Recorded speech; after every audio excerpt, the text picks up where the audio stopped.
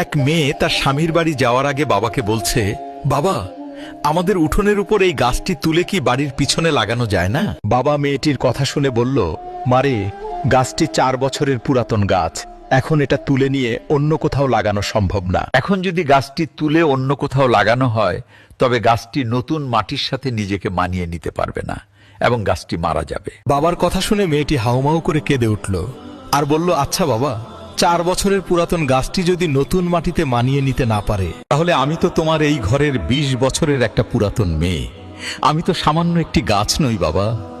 তাহলে তুমিই বলো, আমি কিভাবে অন্য একটি নতুন বাড়িতে গিয়ে নিজেকে সম্পূর্ণ মানিয়ে নিব, আর কিভাবে নিজেকে সম্পূর্ণ বাঁচিয়ে রাখবো বাবা? মেয়েটির মুখে এমন একটি কথা শোনার পরে তার পরিবারের সবাই অবাক হয়ে গেল, আর বাবা আওয়াজ করে হাউমাউ করে কাঁদতে লাগলো। আসলে আমরা ছেলেরা মেয়েদের জীবনটাকে যত বেশি সহজ মনে করি, তাদের জীবনটা কিন্তু ততটা বেশি সহজ নয়, অনেক কঠিন।